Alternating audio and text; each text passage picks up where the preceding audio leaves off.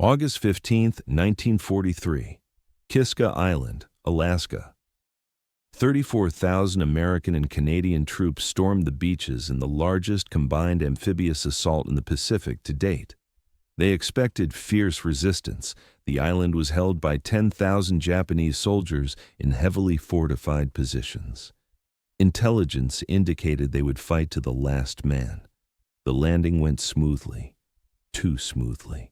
No defensive fire, no mortars, no machine guns. The troops advanced inland cautiously, expecting ambush at any moment. They cleared bunkers, searched cave systems, moved through fog and rough terrain, and found nothing. No Japanese soldiers, no recent signs of occupation. The defenses were abandoned. The enemy was gone. But the shooting did not stop. For 3 days, American and Canadian forces fought each other in the fog. They fired at shadows and movement and sounds. They called in artillery on positions held by their own troops. They launched attacks against friendly units they could not identify through the mist. By the time the fog lifted and the mistake became clear, over 300 men were casualties, 24 killed, 50 wounded, 130 suffering from trench foot and exposure, 4 ships damaged by friendly fire, all because they invaded an island the Japanese had evacuated weeks earlier. This is not a story about enemy deception. This is a story about how assumptions, poor intelligence, and environmental conditions combined to create one of the most embarrassing military operations in American history. How thousands of trained soldiers fought a battle against an enemy that did not exist, and how the military kept the details classified for 40 years because the truth was too humiliating to admit. But first, you need to understand why Kiska Island mattered in 1943. The Aleutian Islands stretch from Alaska toward Japan like a chain of volcanic rocks thrown across the North Pacific. Cold, foggy, remote, strategically almost worthless. But in June 1942, Japan occupied 2 of the islands, Attu and Kiska, during diversionary attacks meant to pull American forces away from Midway. The occupation was mostly symbolic. The islands had no resources, no population worth mentioning, no strategic value except as distant early warning posts. But they were American territory. Japanese occupation was a propaganda problem. The United States could not allow enemy forces to hold American soil indefinitely. By 1943, American planners decided to retake the islands. Attu came first. In May 1943, American forces invaded and fought a brutal campaign. The Japanese garrison fought to near annihilation. Of 2,900 Japanese soldiers on Attu, only 29 were captured alive. The rest died fighting or committed suicide. American casualties were nearly 4,000, including 549 killed. Attu was a bloodbath. Military planners expected Kiska to be worse. Intelligence indicated roughly 10,000 Japanese soldiers were dug into defensive positions across the island. After Attu's experience, planners assumed the Kiska garrison would fight with similar fanaticism. Casualty estimates for the invasion ranged from 5,000 to 10,000 American deaths. The plan was overwhelming force, 426 soldiers from American and Canadian units, naval bombardment, air support. Everything learned from Attu would be applied to Kiska. The invasion would be costly but successful. Intelligence reports tracked Japanese activity on Kiska through July 1943. Radio intercepts suggested normal garrison activity. Aerial reconnaissance showed defensive positions maintained. There was no indication the Japanese were preparing to evacuate. What intelligence missed was the Japanese Navy had made a critical decision. Kiska was unsustainable. Supply runs were too dangerous. American submarines and aircraft made resupply nearly impossible. The garrison was slowly starving. Evacuating them while still possible made more strategic sense than letting them die on a worthless island. On July 28, 1943, under cover of fog, Japanese ships evacuated the entire Kiska garrison. All 5,183 soldiers. They loaded them onto cruisers and destroyers and disappeared into the North Pacific. The operation took less than an hour. American naval forces in the area detected nothing. For the next 2 weeks, Kiska Island sat empty. The Japanese had left some equipment behind. Defensive positions appeared occupied from aerial reconnaissance, but no one was home. The island was abandoned. American intelligence did not detect this. Radio traffic analysis suggested continued occupation, not realizing they were monitoring decoy transmissions or misinterpreting signals. Aerial reconnaissance saw defensive positions, but could not confirm they were manned. Assumptions filled in the gaps. The Japanese were still there. They had to be. They would fight. It would be terrible. Planning for the invasion continued. D-Day was set for August 15, 1943. Forces assembled.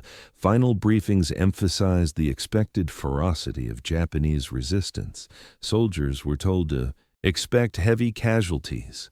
Some units held religious services before boarding transports. Men wrote final letters home.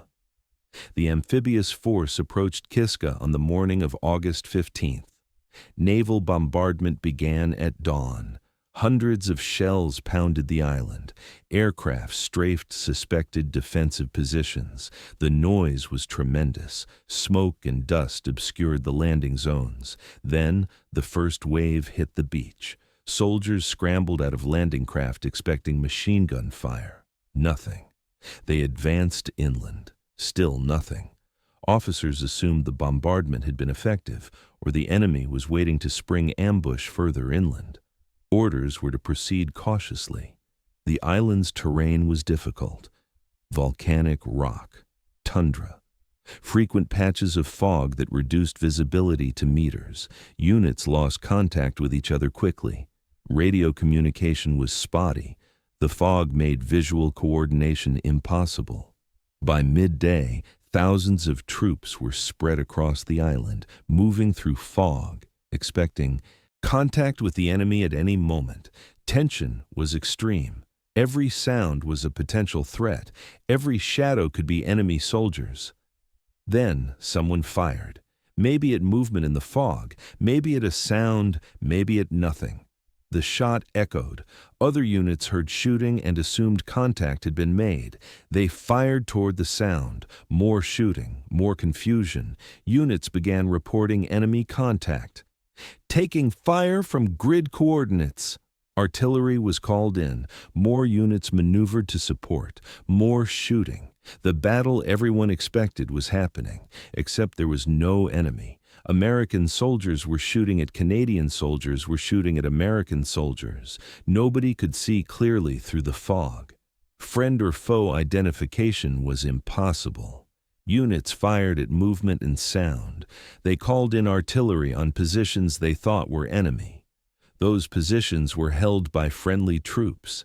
The friendly fire incidents multiplied. A patrol from the 87th Mountain Infantry encountered soldiers in the fog.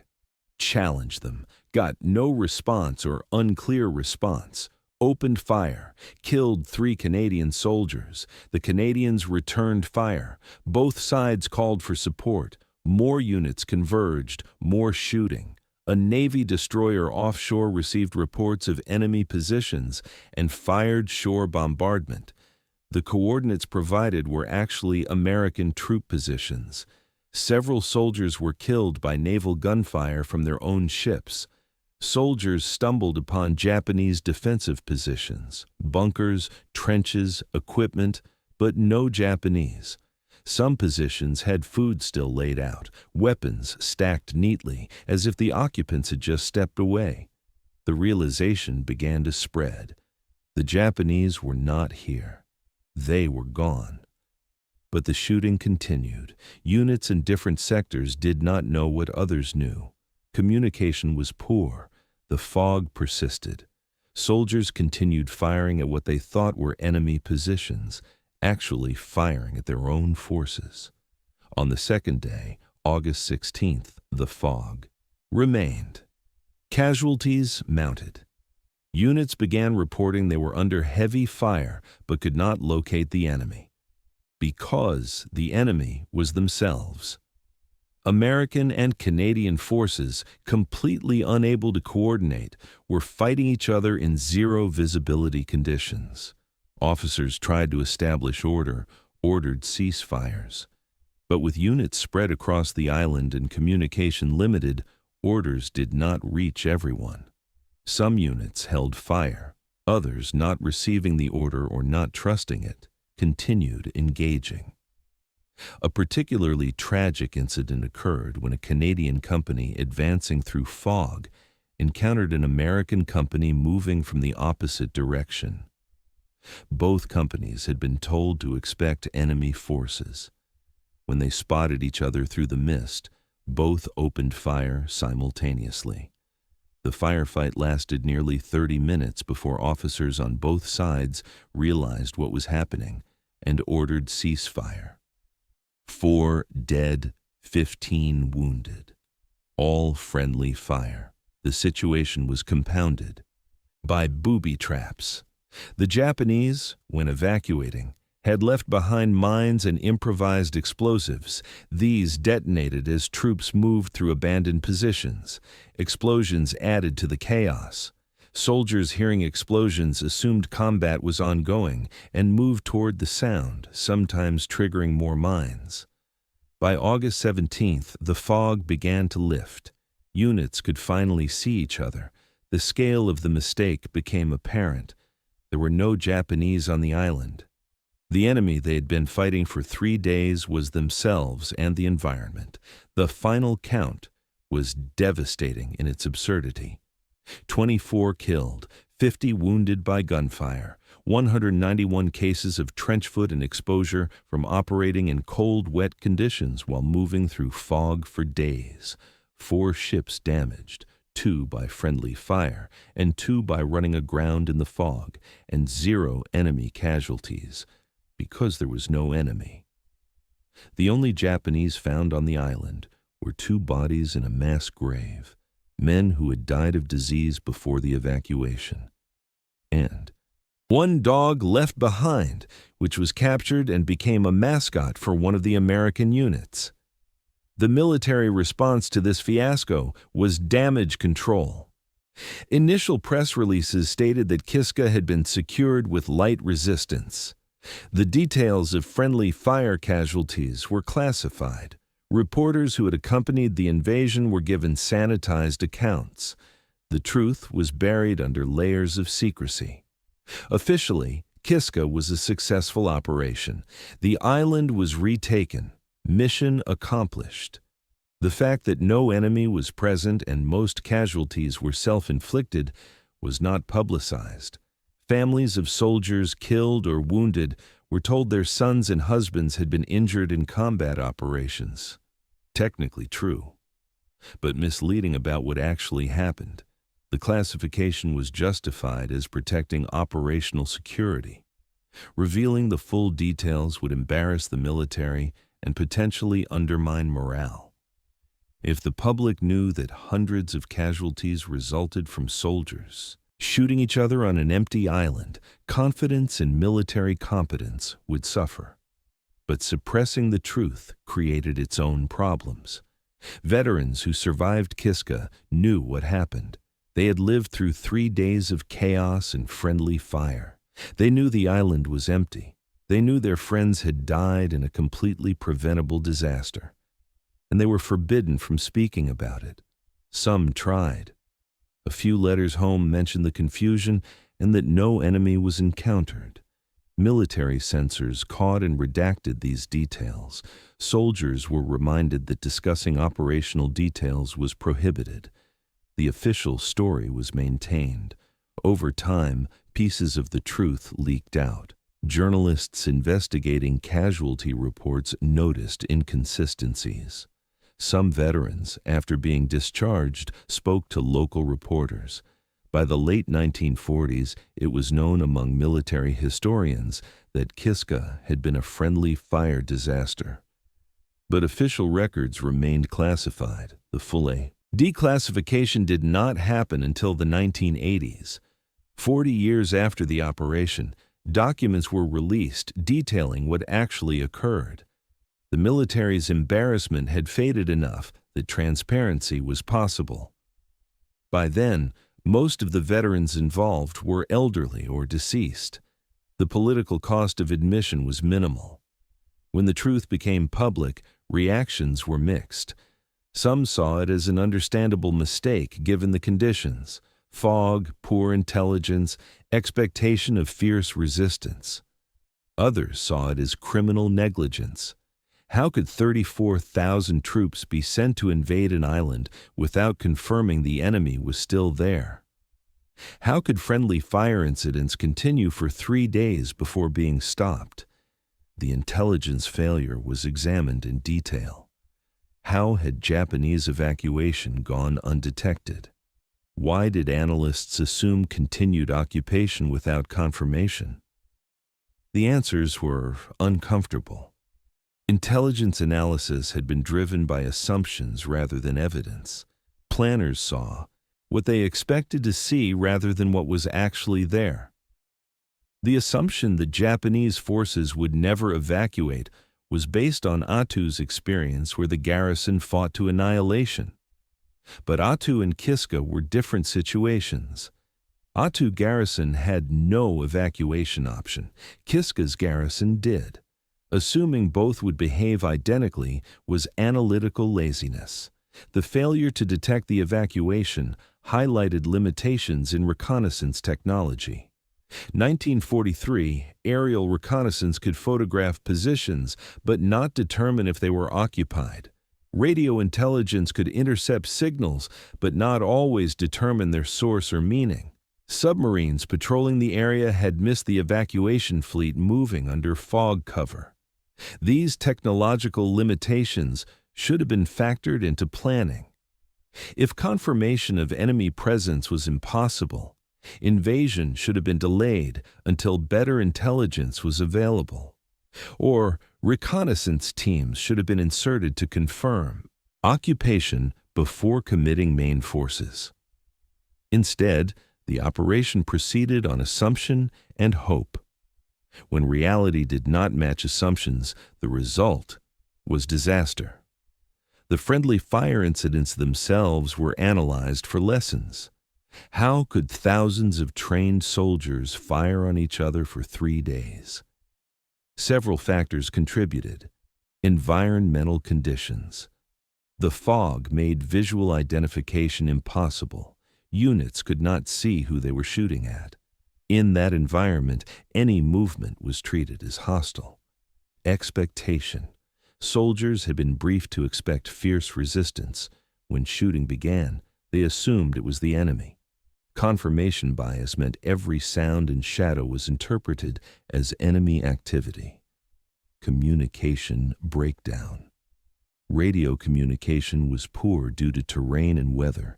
Units operated independently without central coordination. This meant friendly fire incidents were not recognized and stopped quickly. Terrain. Kiska's volcanic landscape broke up unit formations. Small groups became separated and encountered other small groups without knowing if they were friendly or enemy. Poor discipline. Some soldiers fired at unidentified targets without proper identification procedures. Training emphasized being ready for ambush, but it should also have emphasized identification before engagement. These lessons influenced military training and doctrine. Better procedures for identification in low visibility. More emphasis on communication and coordination. Recognition that environmental conditions can make friendly fire likely, and planning should account for this. But these lessons came too late for the men killed or wounded on Kiska. They paid the price for failures in intelligence, planning, and discipline. The veterans of Operation Cottage carried complex feelings about the experience. anger at leadership for sending them into an unnecessary operation, shame at having participated in such a fiasco, guilt for firing at friendlies even though they could not have known, relief that they survived, frustration that the truth was suppressed. One veteran, interviewed in the 1990s, said, "We knew almost immediately there were no Japanese. Within hours, we realized we had been shooting at each other, but we were ordered not to talk about it. For decades, people thanked me for my service at Kiska. I did not know what to say. I landed on an empty island and nearly got killed by friendly fire. That is not heroism. That is farce." That bitterness was common among Kiska veterans. They had been part of a massive military failure and then forced to pretend it was a success. The cognitive dissonance was difficult to manage. Some found dark humor in it. Kiska veterans formed a small veterans group that met occasionally. Their unofficial motto was, "We fought the enemy and they were us." Gallows humor as coping mechanism. The Canadian forces involved faced additional complications. Canadian military had participated at American request. The operation was supposed to demonstrate Allied cooperation and Canadian combat capability.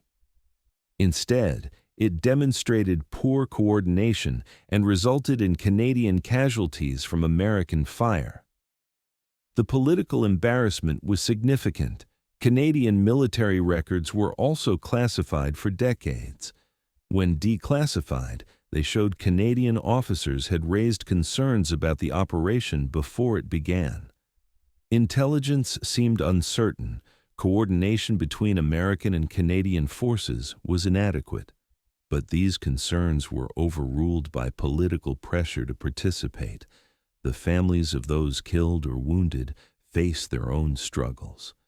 For 40 years, they believed their loved ones had died or been injured fighting the Japanese. When the truth emerged that they had been victims of friendly fire and operational incompetence, some felt betrayed. The military had lied to them for decades. Others felt the distinction did not matter. Their loved ones had died in service, whether killed by enemy or friendly. Fire. The sacrifice was the same. The pain of loss was not diminished by knowing the details. But some families were angry. They believed they had a right to know the truth immediately, that the 40-year classification was unjustified, that military embarrassment did not excuse deception to families. This anger led to calls for policy changes in how casualty information is handled and released. Modern military policy requires more transparency about friendly fire incidents. Families are notified, circumstances are explained, classifications are shorter in duration. These changes trace partly back to the fallout from Kiska's declassification. The strategic impact of Operation Cottage was minimal. Kiska's occupation had been a minor issue. Its liberation changed nothing material about the war's course. The island was garrisoned by American forces for the remainder of the war, but never saw additional combat. After the war, it was abandoned again. Today, Kiska Island is uninhabited. Rusted equipment from both Japanese and American forces litters the landscape. Bunkers slowly collapse. The fog still rolls in regularly. Tourists occasionally visit to see the remains of this forgotten campaign. The island is a monument to military failure. Not failure to defeat an enemy. Failure to verify an enemy existed before attacking.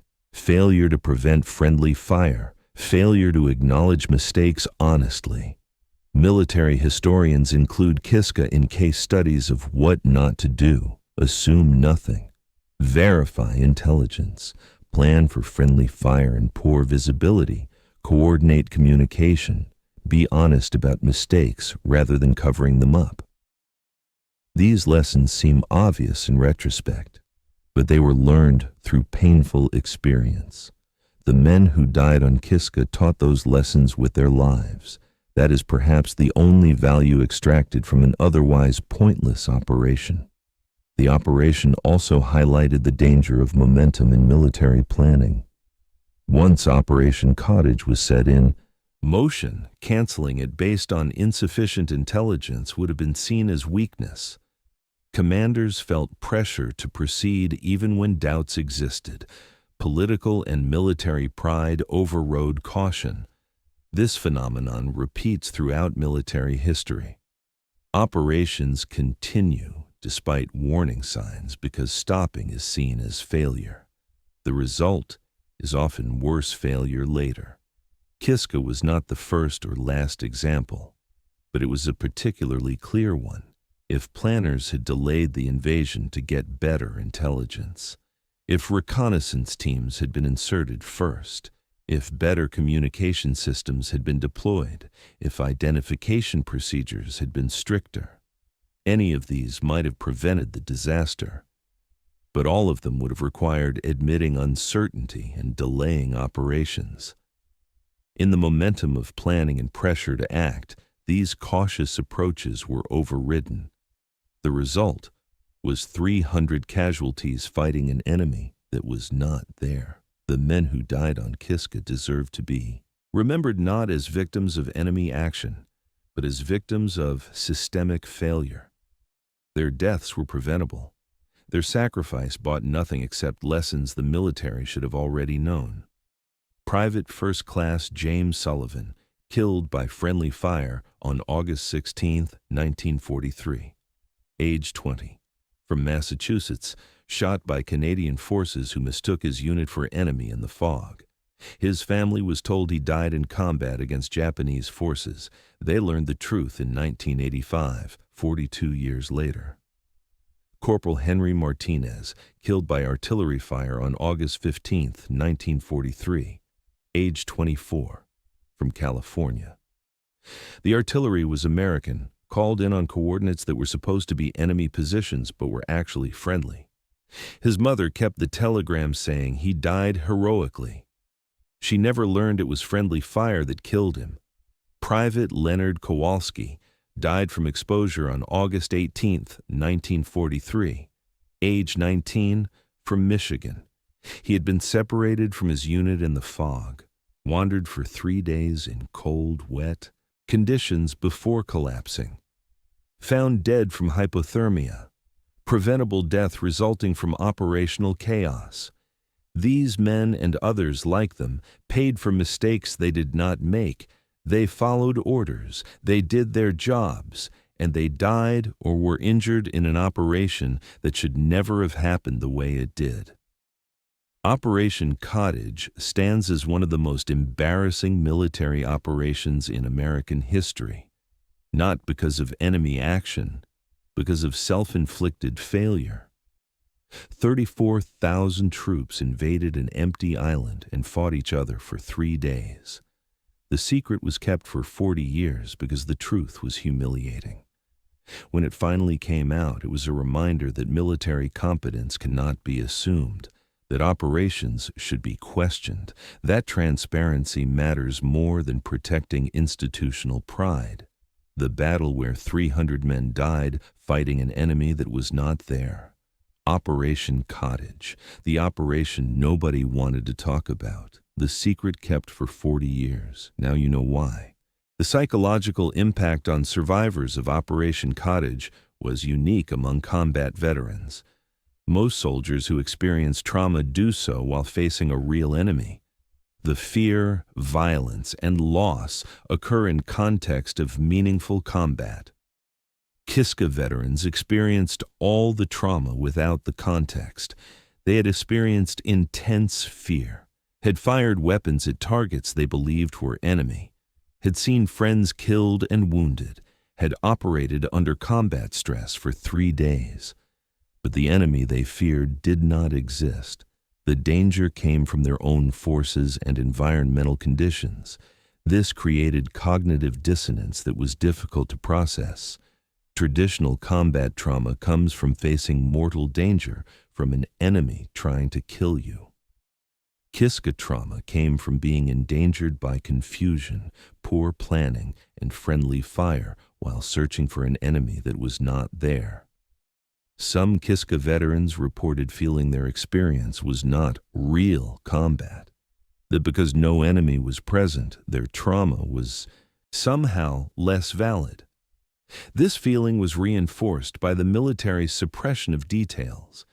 If the operation was too embarrassing to discuss publicly, perhaps their experience was not worthy of recognition.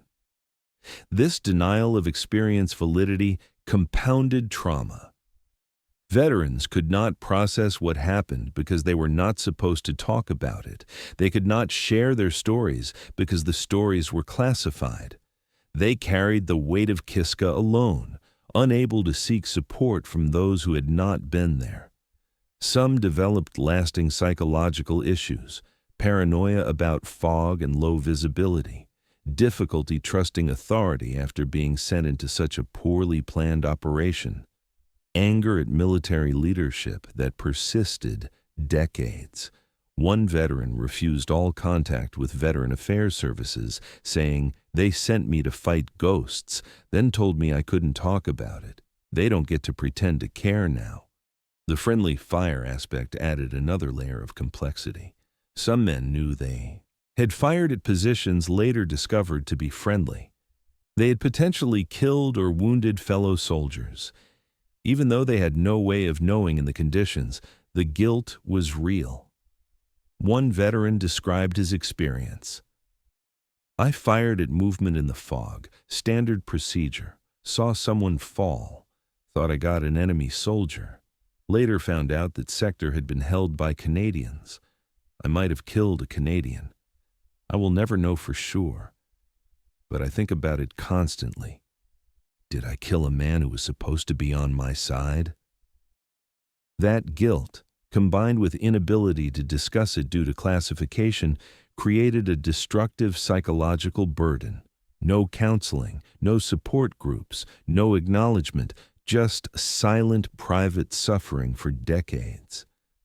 The military's classification decision, while motivated by desire to avoid embarrassment, had serious consequences for the veterans it was supposedly protecting. By suppressing the truth, the military denied veterans the ability to process their trauma openly. Modern understanding of PTSD and trauma treatment emphasizes the importance of sharing experiences and receiving validation. Kiska veterans were denied this for 40 years. Some never recovered. Some took their own lives in the years after the war. The role of suppressed trauma from Kiska in these suicides is impossible to quantify, but likely significant. When declassification finally occurred in the 1980s, some survivors felt relief. Finally, they could talk about what happened. Finally, the truth was acknowledged. Support groups formed. Veterans shared their stories. The lifting of secrecy allowed healing that had been impossible before. But for others, declassification came too late. They had spent decades developing coping mechanisms based on never discussing Kiska. Opening those memories after so long was painful. Some chose to continue their silence, preferring to leave the past buried. The families of those killed or wounded faced their own crisis when the truth emerged. For 40 years, they had believed their loved ones died fighting the Japanese. Memorial services, headstones, family narratives, all based on the official story. When they learned the deaths were from friendly fire and operational incompetence on an empty island, some families felt their loved ones' sacrifices had been diminished. Others felt angry at being lied to for decades. The revelation opened old wounds that had partially healed based on incomplete information. One widow, whose husband had been killed on Kiska, said in an interview after declassification, "I mourned a war hero for 40 years. Now I learn he died from friendly fire on an island with no enemy. Does that change how much I miss him? No. Does it change what his death meant? I think it does. He died for nothing except military incompetence. That is harder to accept than dying in honorable combat. Not all families reacted this way. Some felt the distinction was meaningless. Dead is dead, whether killed by enemy or friendly fire. The loss was the same. Their loved one had served when called, had followed orders, had done their duty. The circumstances of death did not diminish that service, but the deceit was harder to forgive. Many families felt betrayed by the military institution they had trusted. If the military lied about this, what else had they lied about? This erosion of trust between military and military families had lasting effects. Policy changes followed. Investigations into how friendly fire casualties were handled historically. New guidelines requiring more transparency. Shorter classification periods for operation details. Requirement that families be notified honestly about circumstances of death. These changes were positive, but they came decades too late for Kiska families. Their loved ones had been dead for 40 years before the truth emerged. No policy change could undo that deception. The intelligence failure that caused Operation Cottage became a case study in how not to conduct intelligence analysis. The mistakes were systematic and instructive. Assumption bias. Analysts assumed Japanese forces would behave as they had at Attu, fighting to the death rather than evacuating. This assumption was not tested against alternative possibilities. Confirmation bias. Once analysts concluded the island was occupied, they interpreted all subsequent information as confirming that conclusion. Ambiguous signals were read as supporting occupation rather than as potentially indicating evacuation. Technological limitations. Reconnaissance capabilities were insufficient to confirm occupation, but planners proceeded as if confirmation had been achieved. Uncertainty was treated as certainty. Pressure to act.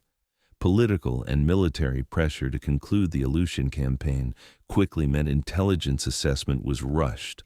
Thorough analysis that might have detected the evacuation was skipped in favor of speed. Stovepiping. Information was not shared effectively between intelligence units. Navy intelligence had some indications of unusual ship movements. Army intelligence was not informed. Better coordination might have detected the evacuation. These failures were not unique to Kiska. They have appeared repeatedly in intelligence failures throughout military history. Bay of Pigs, Iraq, WMD, many others. Kiska was an early, clear example of how intelligence can fail when analysts see what they expect rather than what evidence supports. Modern intelligence training uses Kiska as a teaching example. Students are walked through the intelligence picture as it existed in July-August 1943. They are asked what conclusions they would draw. Most conclude the island was occupied. Then they are shown the reality. The lesson is powerful. Your analysis can be logical, systematic, and completely wrong if your assumptions are flawed. The tactical lessons were also significant. The friendly fire incidents on Kiska revealed gaps in identification procedures and low visibility operations training. Friend or foe identification in poor visibility was inadequate. Units relied primarily on visual identification, which was impossible in fog. Alternative methods, radio challenges, and passwords were not used consistently. Result was units firing at unidentified targets that turned out to be friendly. Modern military forces use multiple identification methods, IFF transponders, GPS tracking, real-time position reporting, thermal imaging that can identify based on equipment profiles. These technologies reduce but do not eliminate friendly fire risk.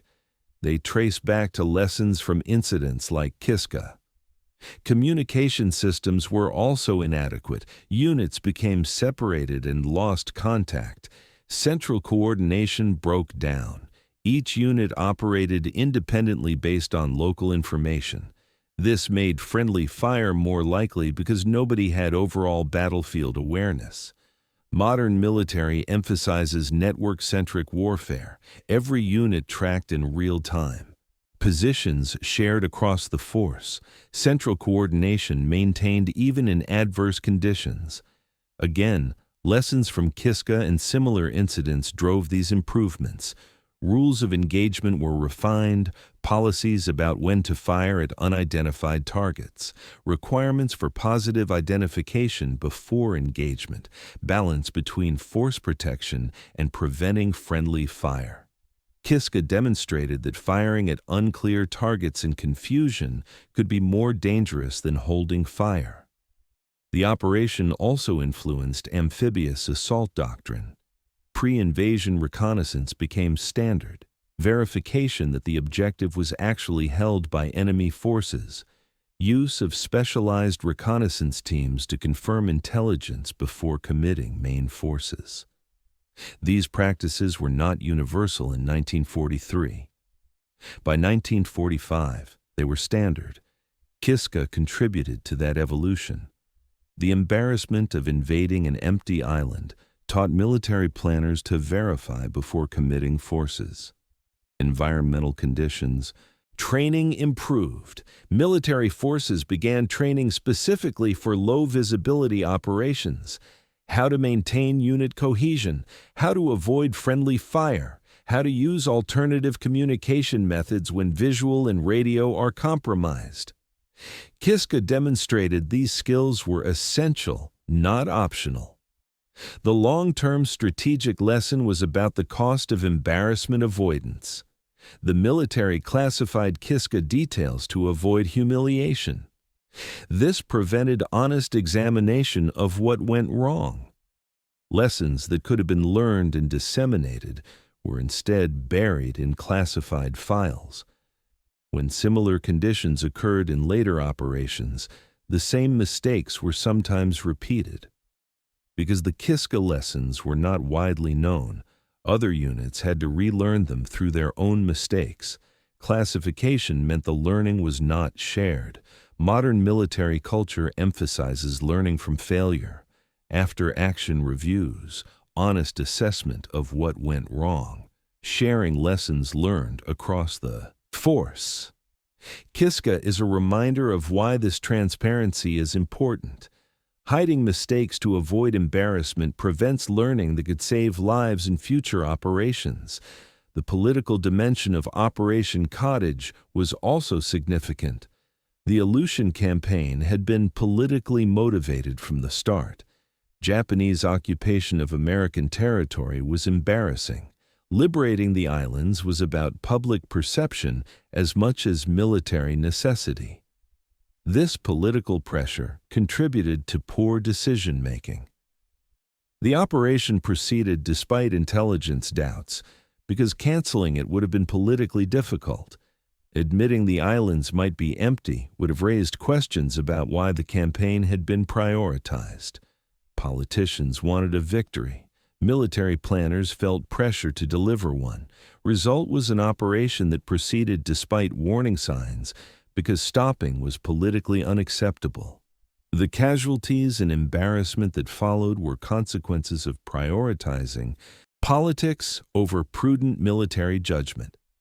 This pattern repeats throughout military history. Political considerations override military caution. Operations continue because stopping would be seen as weakness. The result is often preventable disaster. Kiska was textbook example. The relationship between military and press was also affected. Reporters had accompanied the invasion, expecting to document fierce combat. When they discovered the island was empty and friendly fire had caused most casualties, they wanted to report this. Military censors blocked them. Journalists were angry. They had a story the public had right to know. Military censors said publication would undermine morale and provide intelligence to the enemy. The conflict highlighted tension between military secrecy and press freedom. Some reporters published sanitized versions that hinted at problems without stating them directly. Operation completed with lighter-than-expected resistance was code for there was nobody there. Readers who paid attention noticed the odd phrasing, but most accepted the official story of successful operation. This suppression of press coverage contributed to decades of secrecy. If the media had been allowed to report honestly at the time, classification could not have been maintained. Public knowledge would have forced transparency. Instead, the media blackout enabled the military to control narrative for 40 years.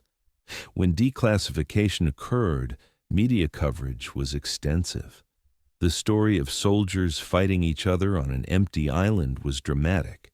Major newspapers and magazines covered it. Television documentaries were produced.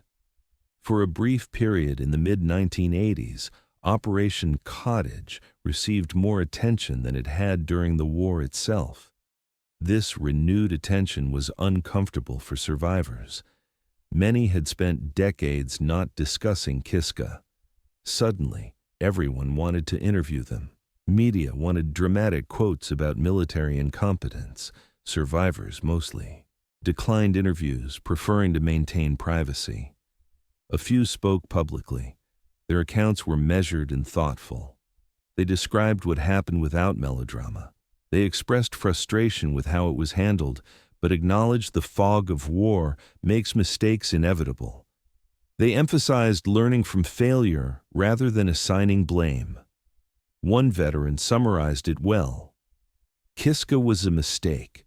Bad intelligence, poor planning, terrible conditions. Men died who should not have. But everyone involved was doing their best with information they had. The real mistake was covering it up for 40 years. We should have admitted what happened, learned from it, and moved forward. Instead, we buried it and learned nothing. That perspective, focused on learning rather than blame, is the most constructive take on Operation Cottage. Mistakes were made at every level: intelligence, planning, execution, aftermath handling. All were flawed. Recognizing those flaws honestly is how similar mistakes are prevented. The legacy of Kiska is complicated. It was a military failure, an intelligence disaster, a friendly fire tragedy, a cover-up that lasted decades. All of these are true, but it was also a learning opportunity that eventually led to meaningful improvements. Intelligence analysis improved. Amphibious assault doctrine improved. Friendly fire prevention improved. Transparency about mistakes improved. These improvements came too late for Kiska veterans, but they benefited those who came after. The men who died on Kiska deserve to be remembered as victims of systemic failure, not individual incompetence. The system sent them to invade an empty island. The system failed to prevent friendly fire. The system then covered up what happened for 40 years. Their deaths were pointless in immediate military terms, but if their experience taught lessons that prevented future pointless deaths, perhaps some meaning can be extracted from tragedy. Private James Sullivan, Corporal Henry Martinez, Private Leonard Kowalski, 21 others whose names deserve to be remembered. They died fighting an enemy that was not there. They died because military institutions failed them. They deserve honest acknowledgement of that failure. Operation Cottage. The battle nobody wanted to remember. The secret kept for 40 years. The lesson learned too late. 34,000 troops stormed an empty island. 300 became casualties fighting each other. The military was too embarrassed to admit it. That is the complete, unvarnished truth. 40 years late, but finally told.